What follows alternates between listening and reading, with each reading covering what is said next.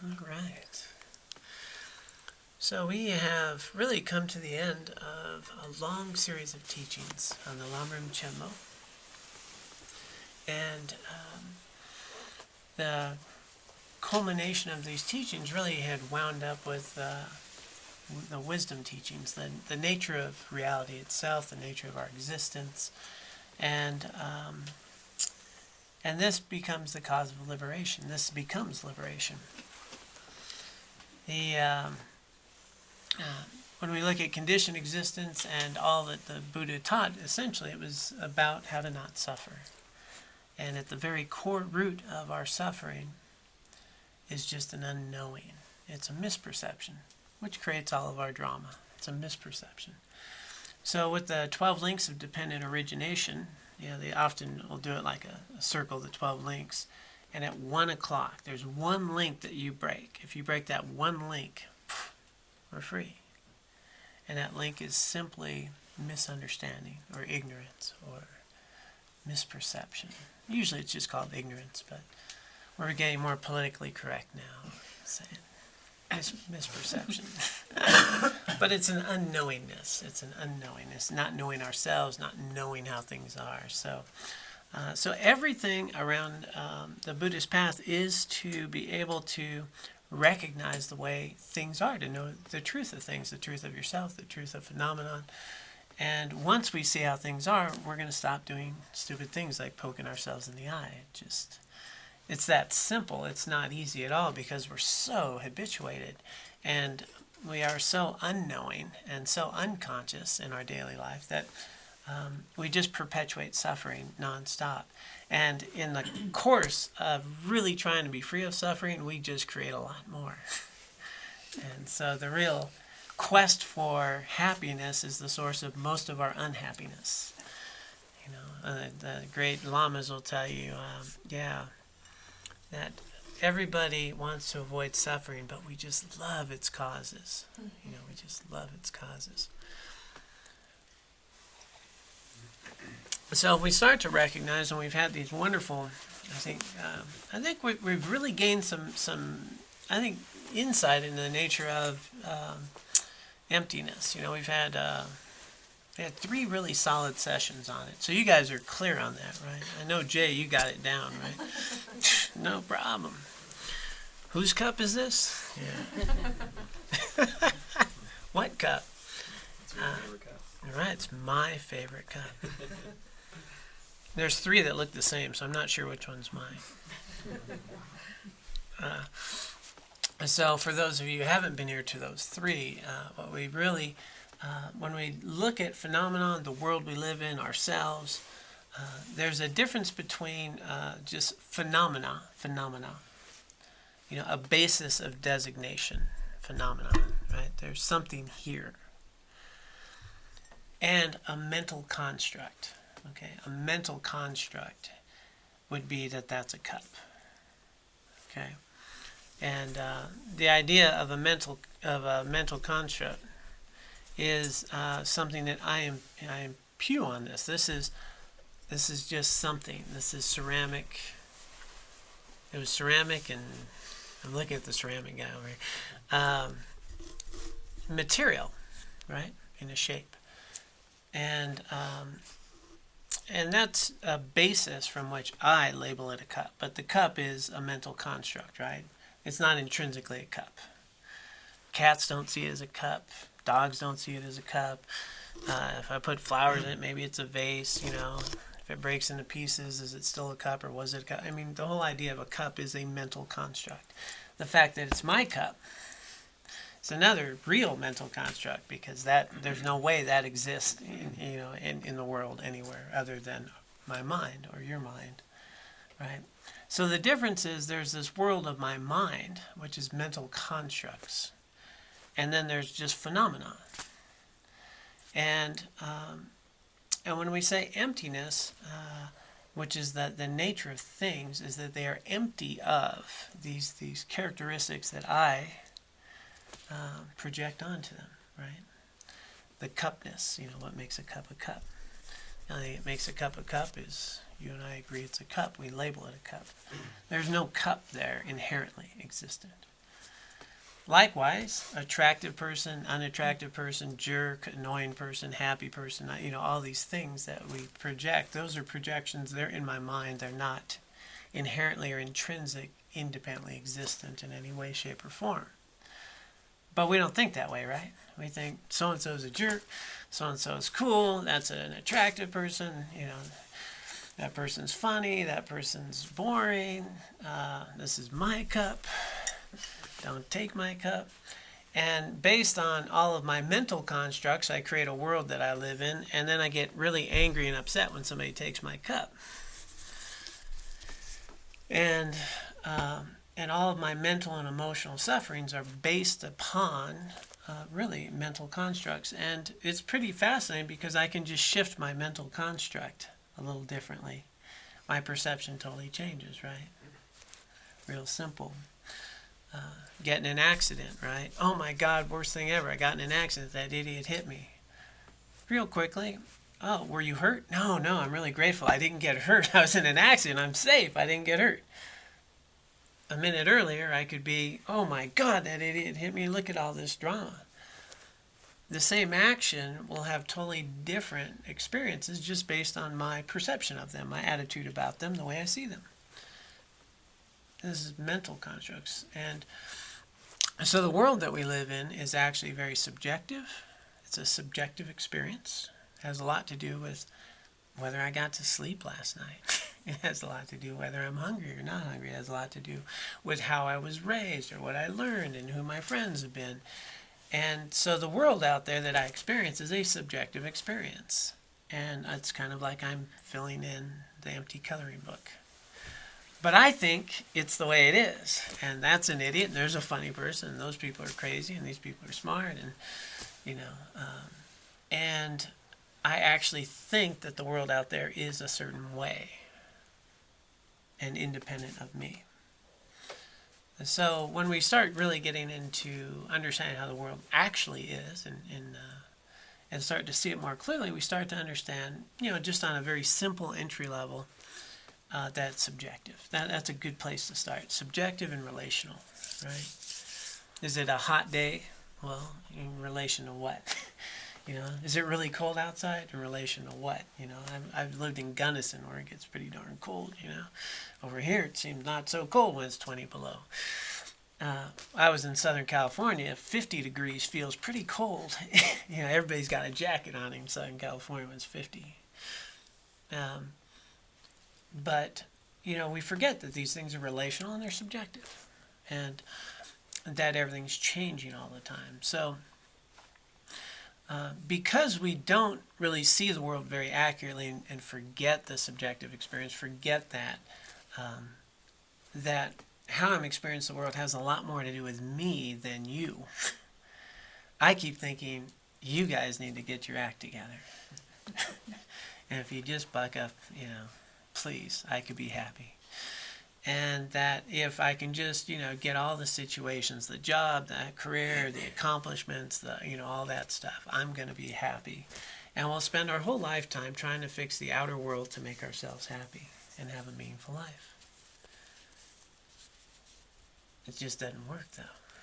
Right? It just doesn't work because just on a very simple thing, the outside world is mostly out of our control. That's just the nature of things. It's just out of our control. I don't have a lot of control over what you think, say, or do. I just don't. And my wife will attest, I do not have much authority over what she thinks, says, or does either.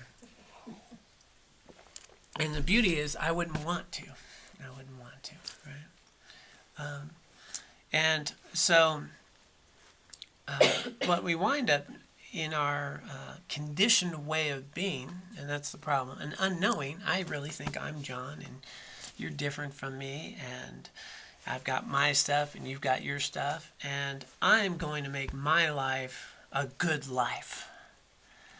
And as soon as it's I and mine, I am now in conflict with 7 billion of yous. And that's a problem. Because you're looking out for you and yours, and I'm looking out for me and mine. And you might think differently than me, and you might have a different opinion, and you might, want more money. And then I start comparing myself, and so has a nice Subaru with heated seats. I don't have a Subaru with heated seats. I'd be so happy if I did. Really. And, so-and-so's doing better, and I don't have this. And the nature of our mind becomes a state of dissatisfaction. It's dissatisfaction. I'm constantly comparing things. There's constantly things that could be better, right? There's things to worry about. There's things to stress over. And if only things were different, I need to work. And I'm carrying these issues. I have these issues to work on,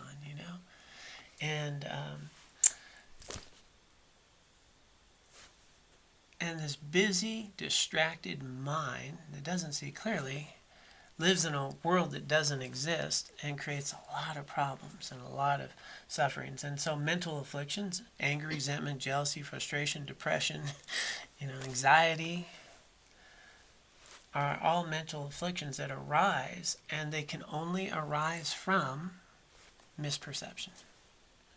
From a sense of a self, of John, I'm John, and I am the most important guy in the room. You probably think you're the most important, but you're wrong. And if we really think about it, if we honestly look at it, we really become the most important human being we know. And then our families become the most important, and then our friends. And then those people are different. If I watch somebody else's car get hit, it's not a big deal.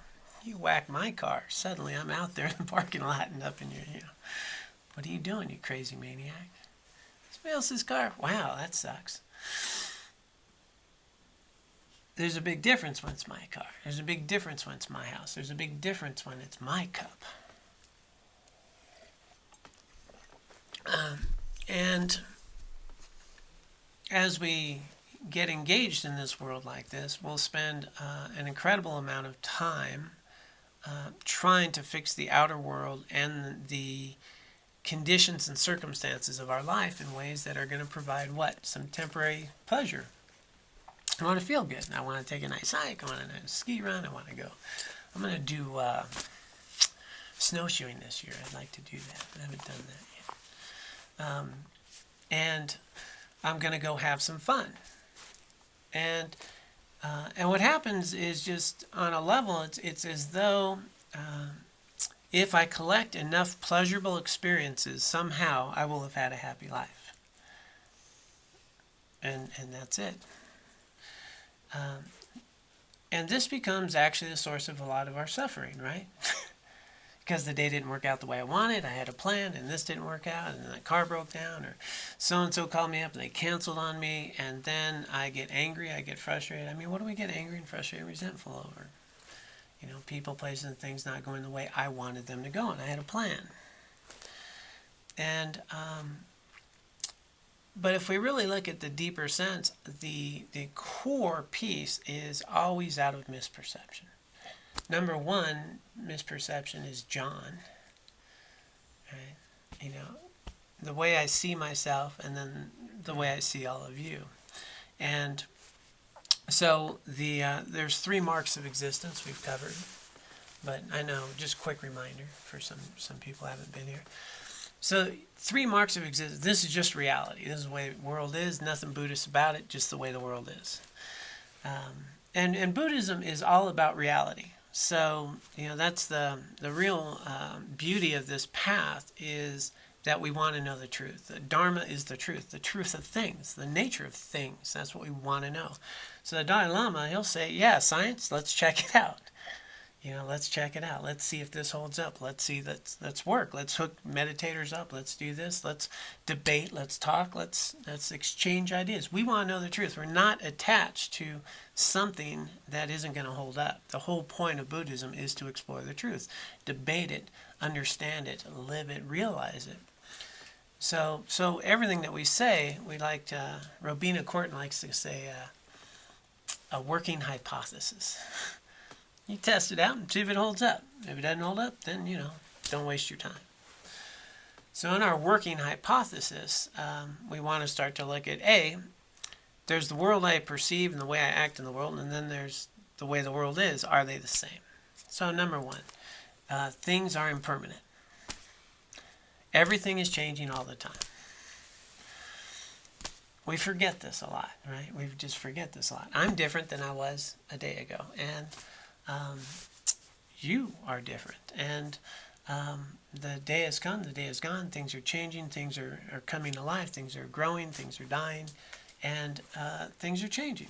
And the economy's changing, and lots of stuff's changing. The price of gas will probably change. Things are changing all the time.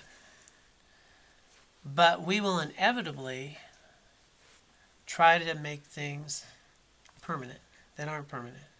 I want to make my job permanent. I want to make my relationships permanent. I want to make, I plan on being here for X amount of time. But in truth, I can be gone tomorrow, right? This day will never come again. This day will never come again. I just can't say that enough because we just take it for granted. We just take it for granted. Here's a day in your life that will never come again. Here is a moment in your life that can be used to obtain complete liberation from all suffering and help all sentient beings right now. And those moments come and go, and another day comes and goes. And I can't wait till Tuesday or Friday. And all these days come and go. Things are impermanent. Days are impermanent. Our life's impermanent.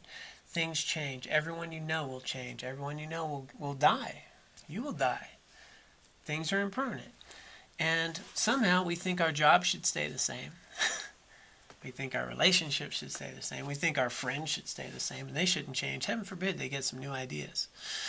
Because I like them this way, We're pretty cool like this. And, if they may change, and things change.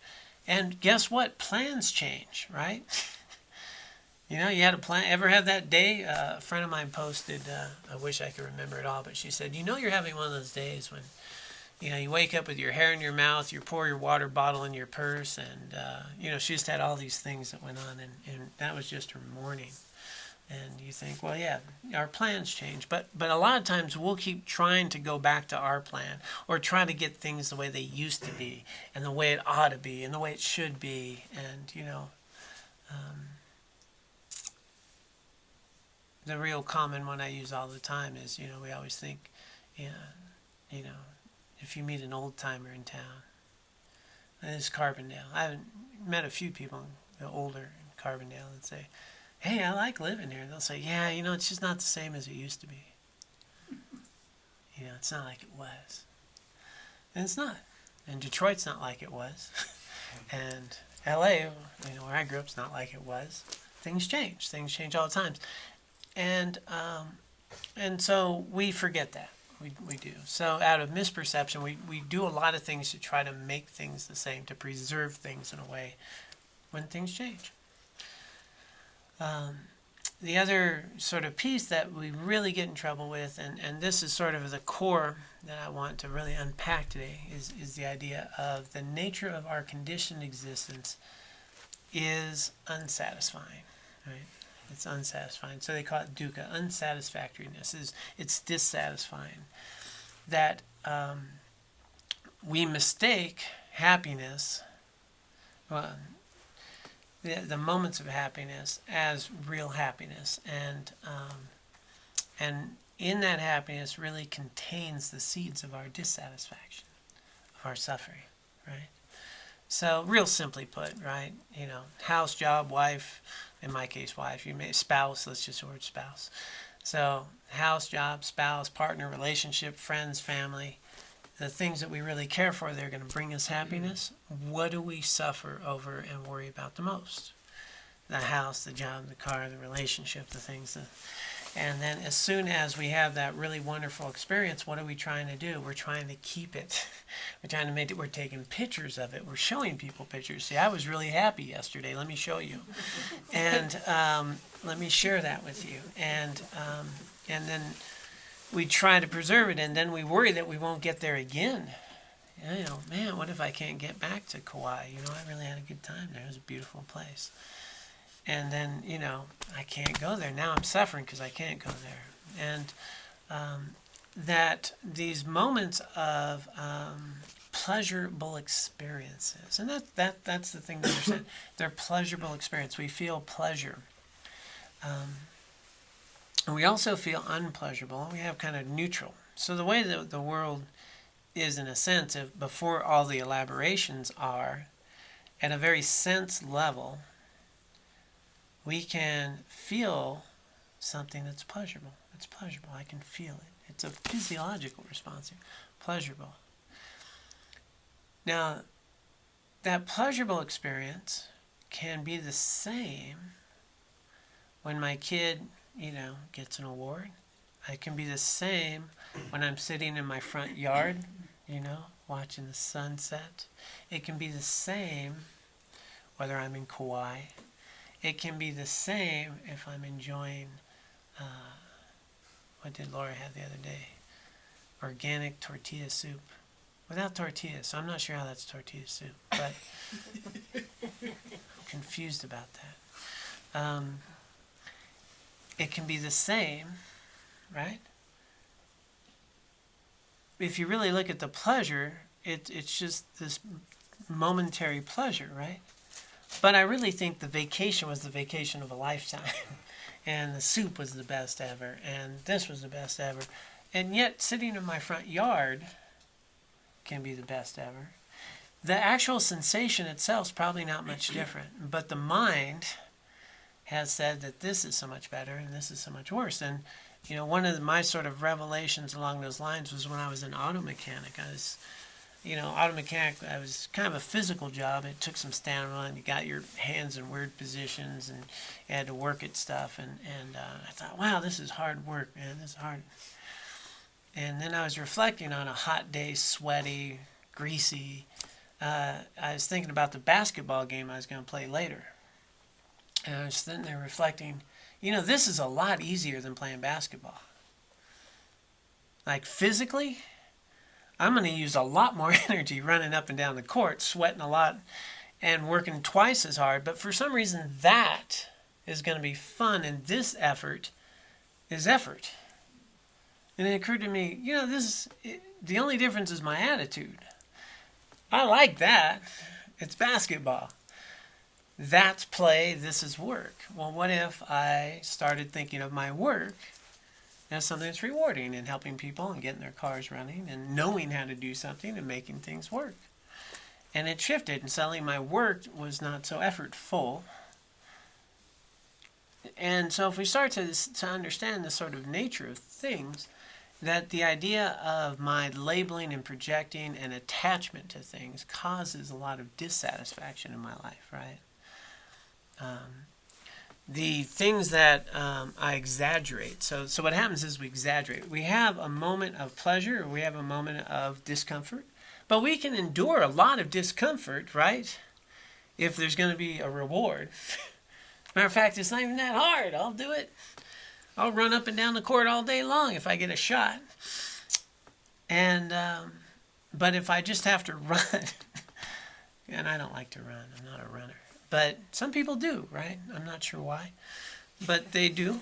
And they're doing the same thing, but they're having a pleasurable experience. I'm doing the same thing. It's like, my God, if the police were chasing me, I would run. But other than that, I'm not too into it, And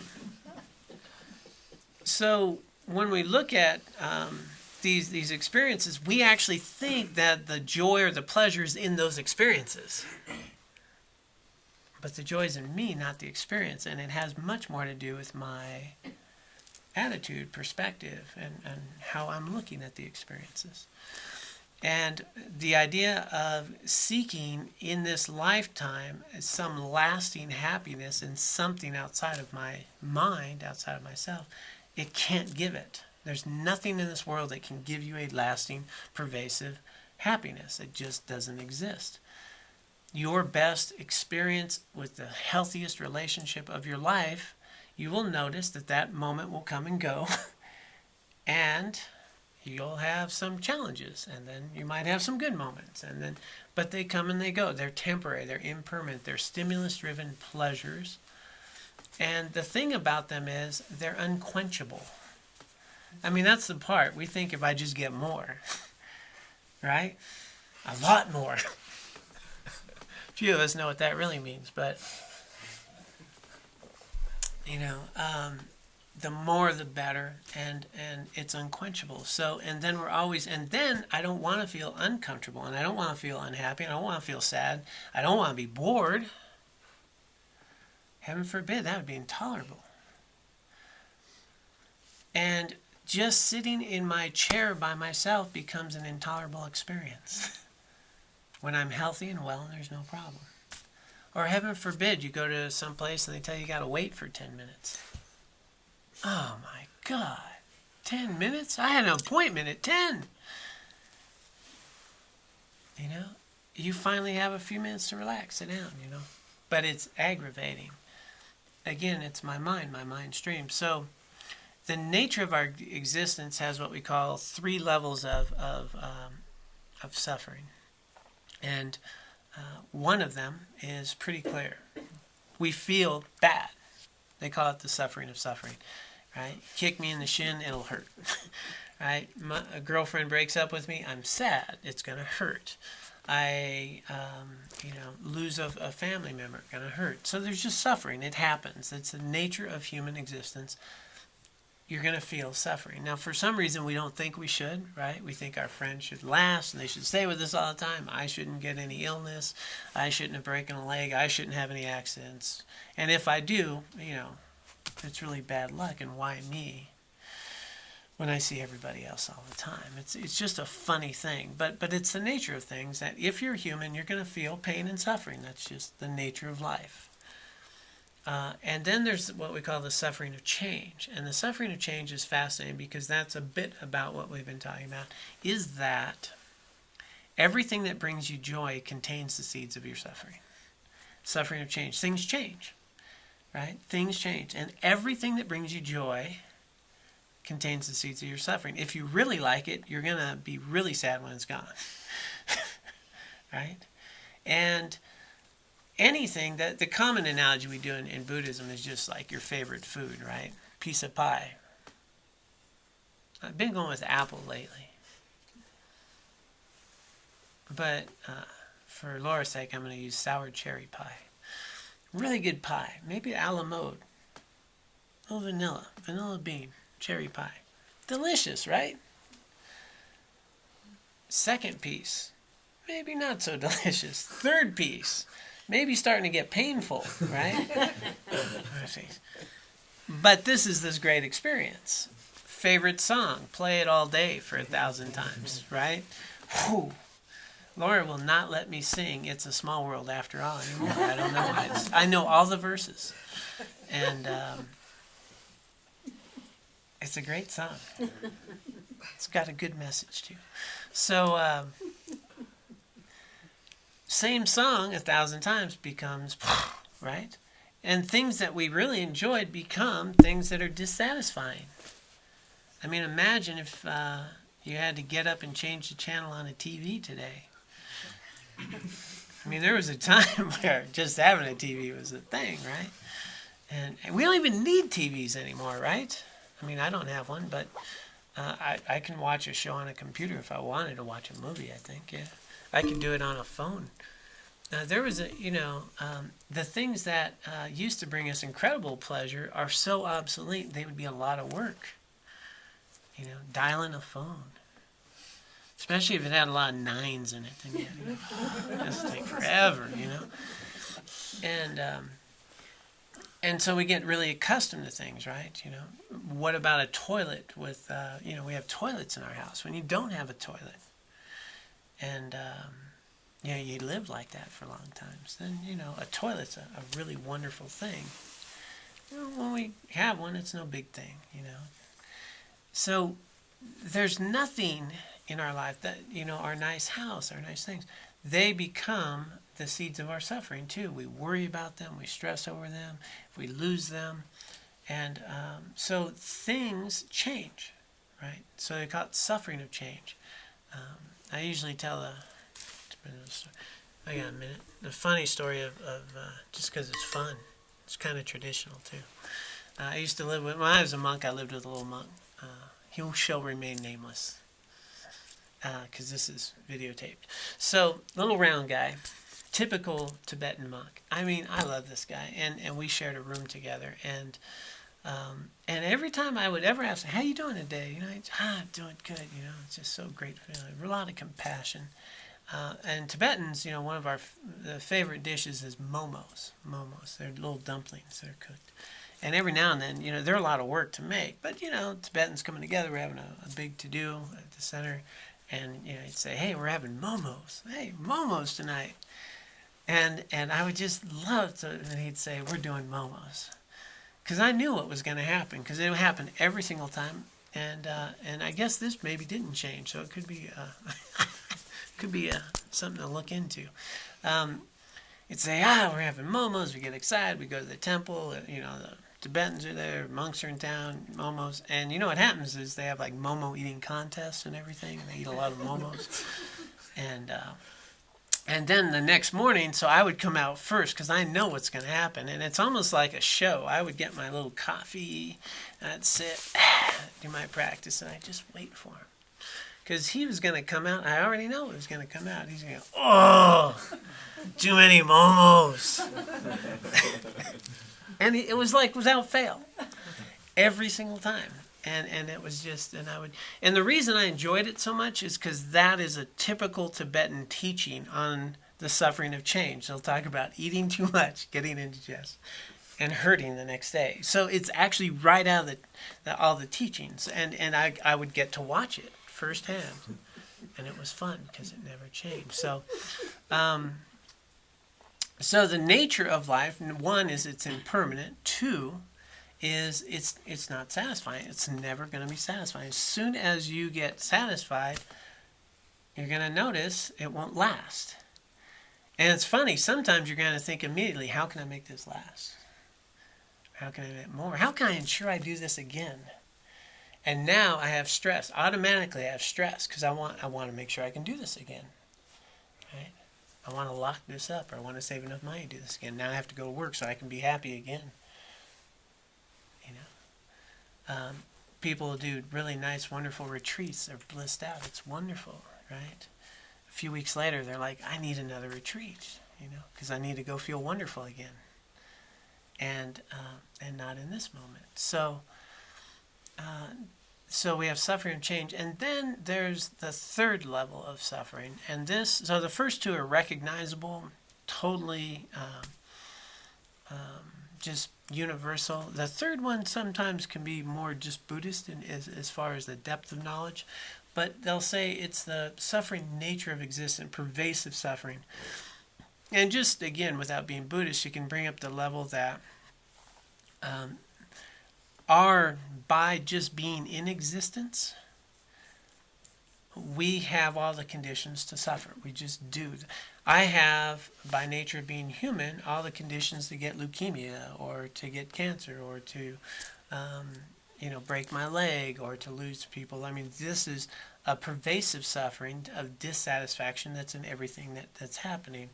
And I'm going to age. I'm going to get sick. I'm going to die. This is pervasive. But the deeper level of that is that because of my mental constructs and how I see and label all of you, there's no way I'm going to find any happiness. I'm going to continually keep creating more conditions for me to suffer. I'm going to keep doing that. So when I get angry, rather than use wisdom and compassion, I'm going to yell back at you in anger. What am I doing? I'm creating a cycle of feeding anger and creating more seeds and imprints of mental afflictions. When I'm dissatisfied and jealous and stuff, and when I start getting resentful, I'm going to tell people about that person and how they mistreated me and get my friends upset and tell other people and get divisive. I'm going to divide people. I'm going to just create a lot more mental imprints of suffering and conditioning. And the way that the world works is in my consciousness that goes from moment to moment, from life to life. Everything I think, say, or do is putting the imprints, the seeds of the life that I get to experience, the mental afflictions that arise, they're in my mind. Where is anger? It's in my mind. Where is sadness? It's in my mind. Where is jealousy? It's in my mind. It's not there. You're not my anger. My anger is my mind. All of you are conditions that will allow my mental affliction of anger to arise. But the anger's in here. I can go lock myself up in the room and still be angry. I can hide. I can lock myself up. But my mind is where my anger is. My mind is where my jealousy is. My mind is where my dissatisfaction is. And those seeds are in my consciousness, and those are mental afflictions that arise based on conditions that come. What's happening? Then the mental affliction arises. But it's here, not there. Not there. So if we start to understand that it's my mind, then we might start recognizing that when you're yelling at me, even though I don't deserve it, I can recognize more accurately that you're yelling at me and you're angry because you're upset. That's why you would yell. Nobody yells in anger because they're happy. Nobody yells in anger and wants to hurt somebody because they have love. You yell and get angry because you're suffering. You give what you have. And if you're yelling at me in anger, rather than let anger yell back in anger, where what am I doing? I'm creating and perpetuating anger and the seeds of anger. And you know what? They're probably not going to listen to me. I'm just saying. I can maybe plant some different seeds that say, I see that you're suffering, and when you're yelling at me, I can say something like, I can see you're upset, and I'm sorry. What can I do to help? Which, by the way, really deflates somebody yelling at you. Usually. They can still tell you go kiss their whatever, but not usually. Usually, when you validate someone's suffering and their anger and say, I can see you're upset. I'm really sorry about that. You know? What can I do to help? You'd be amazed how it shifts. And what's shifting in my mind is compassion. I'm planting seeds of compassion, not anger. So I'm not growing anger in my field of consciousness. I'm growing compassion. I could also sometimes see something inappropriate and compassionately respond with boundaries and break up a fight and put somebody, where I have to remove physically and be there. But can do that without anger, I want to remove suffering. I want to separate somebody from doing harm. But recognizing it's in my mind. How am I thinking of these people? How am I labeling and how am I projecting onto people? The food that I eat, again, we exaggerate over the deliciousness or the terribleness, And so as we look at the sort of pervasive suffering that takes place, we'll notice that because I'm not seeing the world very accurately, it's really easy to water the seeds that create mental afflictions. And it's much more difficult to water the seeds that are going to really create the virtuous activities, the calmness in my mind, because I really think you're the problem. I don't understand it's my mind. I think it's you. And if you would stop being a jerk, I could be happy. When in fact, if I change me, everything else changes. So that's the real phenomena here, is that if I start working with the seeds I'm planting in my mind, I have a different thing arise when you show up in the room. I have a different sensation and a different perspective, and I can bring more wisdom to it. I have more inner peace and well-being. And the beautiful thing is we actually have control over that. I don't need you to buck up and act right.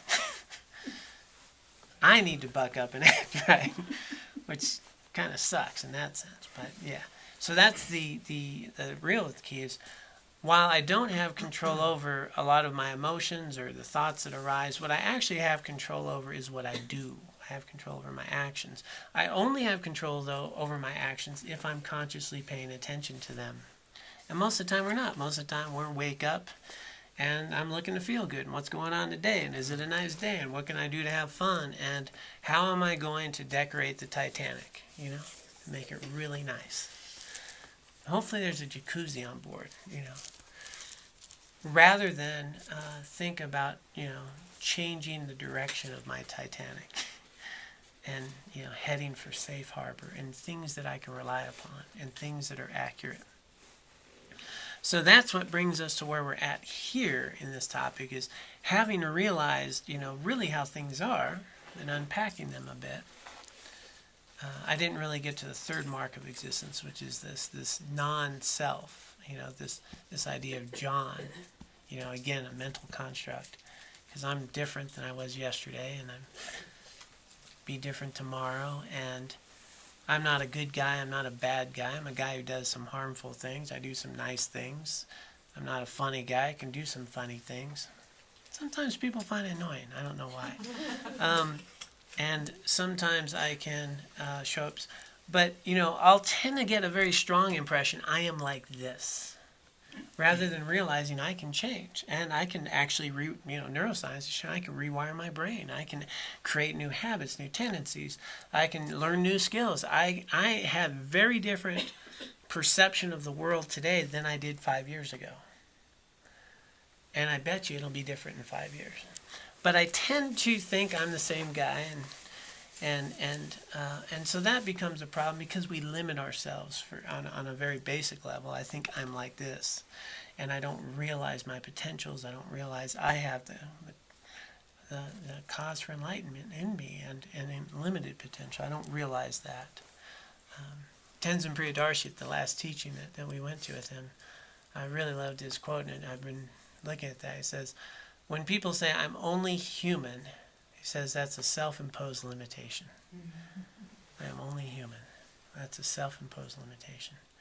It's a perception of myself, because I also contain Buddha nature. I have all the enlightened qualities in me too, but they're obscured by my mental afflictions, by my perceptions, by my habits, by my conditioning, by what we would technically call karma and kleshas within Buddhism.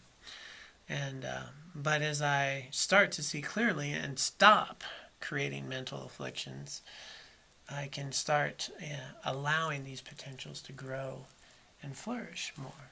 So there's two views on that within the Buddhist realm. One is this path of accumulation, that every day, every moment of every day, I can be accumulating merit. This virtuous activity that leads to enlightenment, good virtuous activities for the benefit of all beings, this merit, good karma, and let that ripen. Combined with wisdom, seeing accurately, I can every day learn to see more accurately. I can start to notice that the water I'm drinking today is very delicious, and when I'm drinking the kombucha, which costs $3, and the water that's free. It's funny, we pay for water now. Remember, you used to drink out of a hose. Anyway, don't get me started. So, is this $3 kombucha really tasting that much better than this water? Is this tea, brewed just the right way, going to really give me that much more pleasure, than this type of tea or this thing or that thing? Wisdom to start to notice that the world changes as my attitude around it changes. That as my perception changes, everything changes. That my imprint. So we accumulate wisdom by paying attention to these things. That you can be happy right now. You don't, what do you need to not do to be happy is a pretty interesting piece. Instead of what do I need to go do to be happy? Wisdom, right? We start to realize how things are. And so you're accumulating wisdom, you're accumulating merit. And so that's a path, that's a way of being. And then there's another view that says, instead of accumulating anything, you just need to focus on letting go of everything. Letting go of my perception of John, letting go of these layers that are obscuring who I really am, this nature, this Buddha nature. And so usually more of this sort of Dzogchen view that just lets go, versus sort of more of our Lam Rim, which is accumulate. Both work. And I actually find them very complementary personally. That as we let go, our activities can be meritorious and gaining wisdom, So it can be both the same there. But in order to do this, and in order to then engage in what we'd call the Buddhist path, we come to a point where we say, this makes sense to me. I want to remove suffering. I don't want to suffer. I mean, unless you like suffering, you know. And it's funny because to a degree, there's a lot of suffering we don't want to let go of, right? We just don't. To enter a Buddhist path, the whole of the Buddhist path is to remove suffering from self and others, to be free of suffering, to be liberated from conditioned existence that's pervasively from life to life, going lifetime to lifetime, impelled by my karma, have impulses and desires, and strive in unknowingness from life to life to life. And Buddha says it's totally unnecessary. We don't have to die and be born. We don't have to be caught up in a cycle of existence that is driven by karma. Not necessary. So everything he taught was how to remove suffering. In order to remove suffering, then we become the entry piece here becomes a renunciant. Okay? To renounce, to cultivate renunciation. Now, in our sort of Western mind, a renunciant is the guy who sits in a cave, eats a bowl of rice, and has water, and gives up all worldly things. And that's not what we're talking about here. In Tibetan, renunciation really translates much more to a determination, a fierce determination. A renunciation becomes, I am fiercely determined to commit myself to no more suffering, to stop growing the causes of suffering in my life. And it has different levels. At the first level, Alexander Berzin, he's a great website called Berzin Archives. If you want to know anything about Buddhism, incredible site. But he has this coin label. He calls it Dharma Light. It's like Coca-Cola Light, I guess, is what he says. So Dharma Light, and Dharma Light would be, I don't want to suffer in this life, and he says, Dharma Light is this kind of, I take the pieces I like, and I don't really do the rest. And, I look at what resonates with me, and that other stuff. But he also says that this Dharma Light version of renunciation serves a purpose, and I firmly believe it does. I think that if we're going to develop renunciation, they say that very clearly you have to have a strong determination, and it needs to be based on reality. It needs to be based on conviction, on a faith that is built out of experience, not out of a blind faith, not because somebody told us so, not because I wish it to be so, but concrete evidence. A clear mind. That's how you can root yourself in a path. You can't, not because somebody told you so or whatever. And so Dharma Light serves this nice piece of this initial renunciation that says, well, let's just work right now in my own life. If I start enduring some impatient moments for a longer term good. In other words, can I endure some uncomfortable situations or let anger arise and go and respond in a way that's more appropriate for a long-term benefit in this lifetime? Will that reduce suffering in this lifetime? And so this way you can start to see how that works. You can start to see that I can be grateful for my cold cereal and milk instead of my whatever breakfast I normally have, that I have a meal, and that's okay. And that will come and go, and maybe the next day I'll get the other meal. But it doesn't really matter. In the big picture, I'll start to notice that the things I get really caught up in wanting to happen will happen and come and go, and I'm still me. And there's a level of dissatisfaction around that. So are there ways that I can be in my relationship, in my work, and interacting with others in a way that's going to be more beneficial, that's going to reduce suffering, by simply starting to understand that you all are interdependent with me, my meals, are around because you're around, that the grocery store exists because all of us are here, and people built the roads and the cars I drive and the money I get and the taxes that are paid, that everything I have is because of others, and that we live here in this community, and that I can greet you as fellow members in my community and my family, that maybe I'll have less suffering when I start to connect more with all of you. And if I can make choices that are more based in reality, maybe it'll reduce suffering here. So this Dharma light path starts to recognize that the next level of this renunciation is the one that says, I really have some faith and understand in karma and in life, in the sense that there's something beyond this life. Okay, that this body will come and go, but my consciousness is going to continue. If you get to that level, you start thinking, well, this life is a result of all my previous karma, and I've worked really hard to have this life.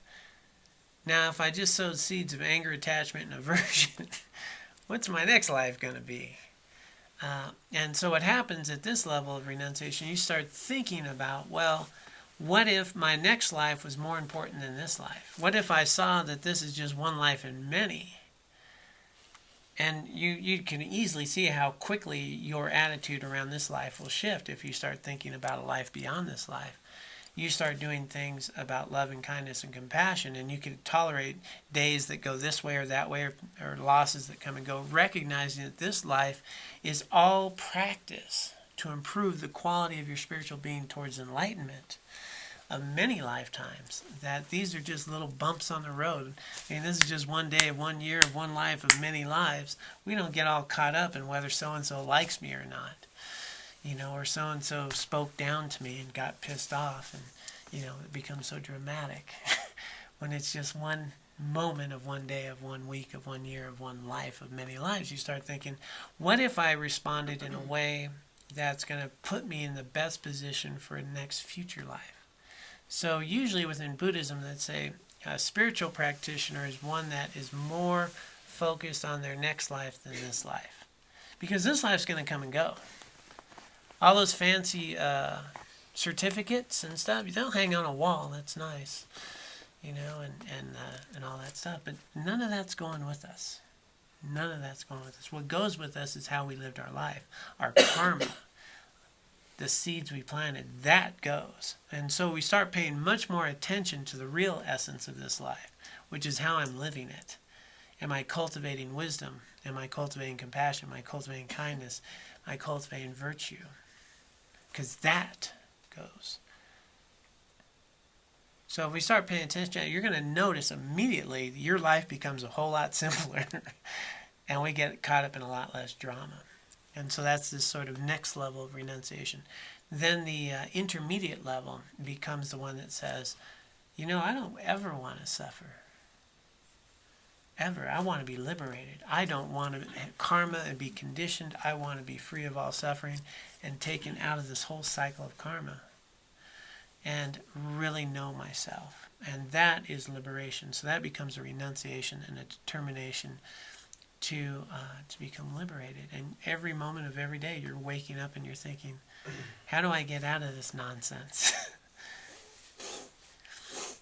The highest level becomes the Mahayana, and that's that with bodhicitta, which says, not only I want to be free, I don't want any of you to suffer, I don't want anybody to suffer, that I am going to dedicate my life for the benefit of all beings, and all beings can be free of suffering. And this becomes this motor, this force of driving us to improve our minds, to improve and recognize our nature, to become enlightened for the benefit of all beings. So everybody. I'll be much more help to you when I'm an enlightened being than when I'm just this karmically, mentally afflicted being in front of you now. And so that becomes this Mahayana bodhicitta renunciant value. So when we really want to enter, when we think about this Buddhist path, I often present renunciation, the idea that what we're really renouncing, what we're really renouncing is the delusion that's in front of us. You know, how about the delusion that anything outside of yourself is going to give you any real lasting happiness? How about the delusion that anything's going to last? The delusion that I'm going to find satisfaction in a conditioned existence. Give up the delusion, start living in the real world. Renounce the delusions and the mental stories and the attachments and the mental constructs that we project. And start living in the world more accurately. So renouncing that, but in a sense it becomes a conviction that says, I'm going to really be dedicated to stop watering the seeds of my dissatisfaction. Having said that, it sounds nice when we're sitting here. Sounds like a good plan. But what happens is our karmic imprints and conditioning is so strong that we can know all of this, as you may well be aware. And tomorrow you could spend the vast majority of your day sowing the seeds of your dissatisfaction and trying to make the world out there just a little funner. And what am I going to do to feel better? And the piece we want to recognize is how much time and energy do I really put into making the best use of my life in a meaningful way that's going to help me see clearly and really be a benefit to myself and others.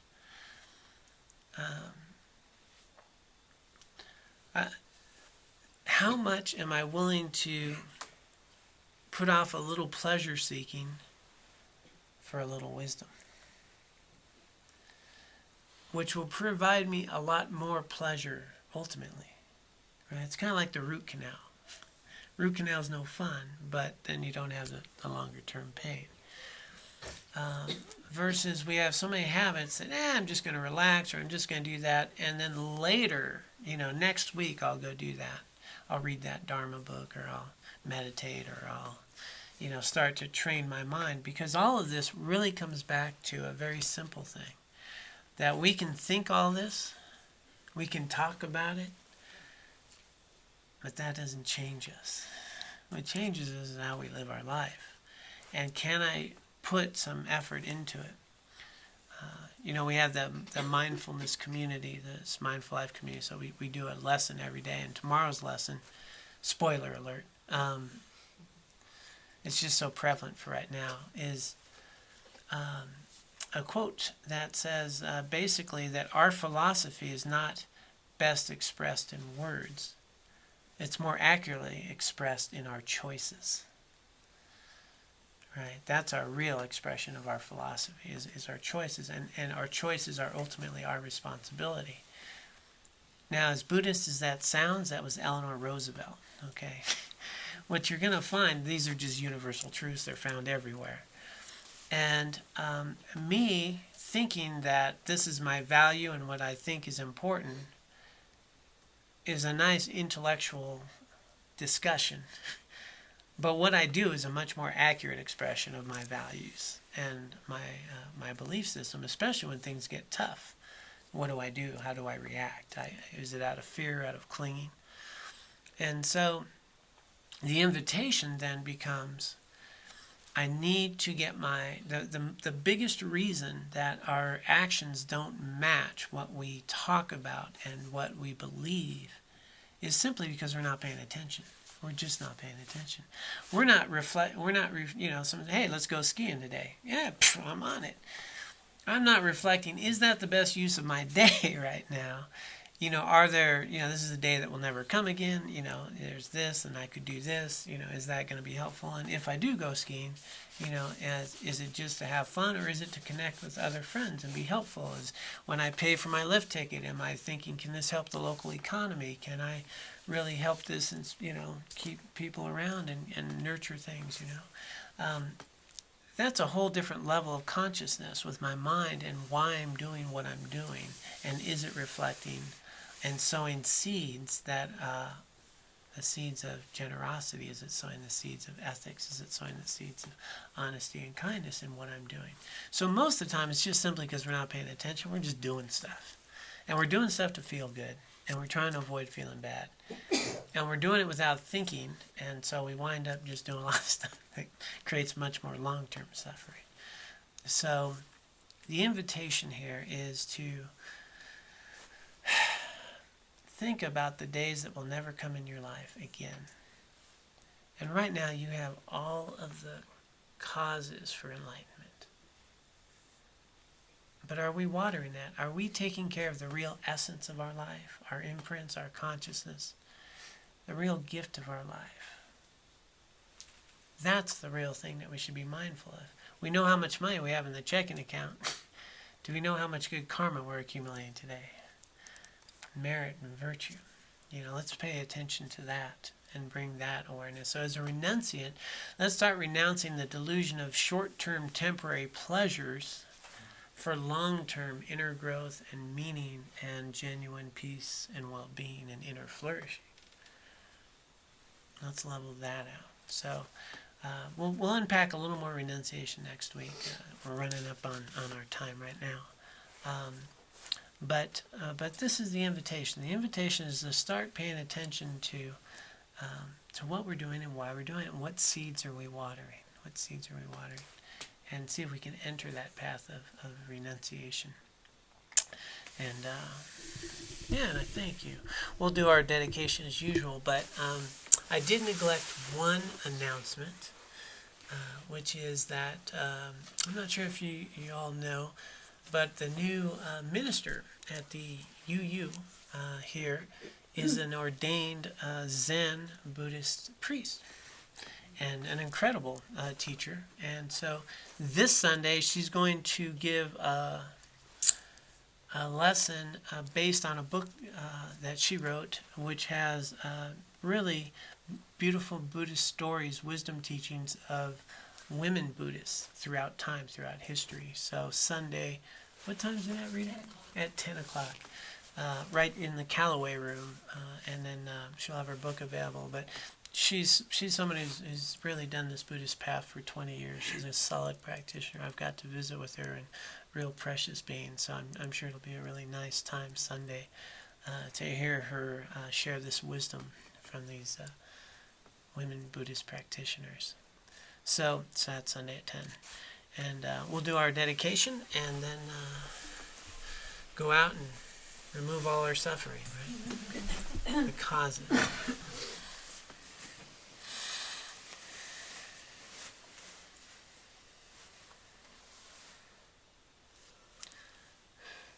Let us dedicate the virtue and wisdom that we have accumulated here today and throughout our lives, both individually and collectively.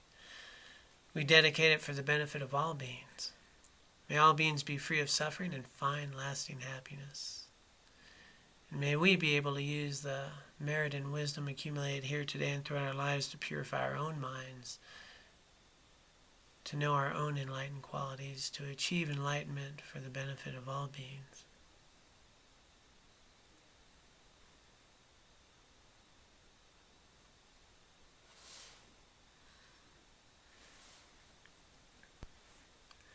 Thank you all so much.